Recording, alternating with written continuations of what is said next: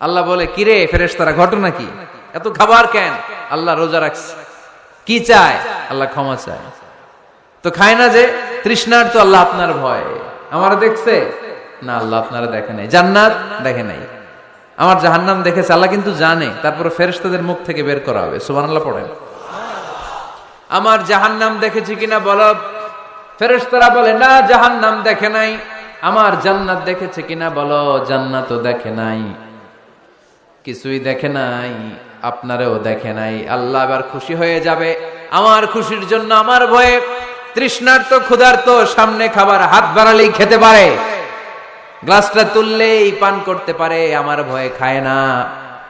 আমার ক্ষমা চায়, আমার কাছে ক্ষমা প্রার্থনা করে। এখন আমার বান্দা যা দোয়া করবে, বান্দার সব দোয়া আমি কবুল করে নেব।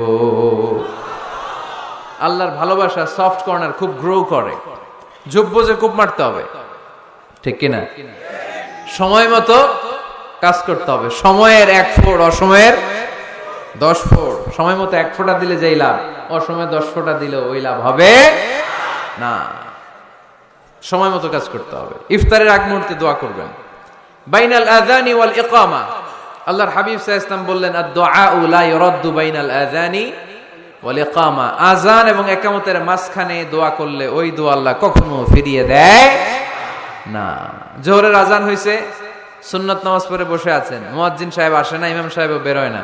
এই সময়টা অনেকে কিছুই করে না, ঘড়ির দিকে তাকায় থাকে, মোবাইল টিপে, পাশের লোকের সাথে কথা বলে। কিন্তু এটা যে it's a very high time to make দোয়া, এটা যে দোয়া করার সবচেয়ে দামি সময়, এটা অনেকে টেরই পায় না। ইউসুফের খিলের ভাইয়েরা, আপনাদের মনে থাকবে তো? আযান ইকামতের মাঝখানে সময় পাইলে কি করবেন? লিস্ট করবেন কি কি লাগবে। আল্লাহ আমার টাকা লাগবে, আল্লাহ আমার পয়সা লাগবে, আল্লাহ আমার স্বাস্থ্য খারাপ।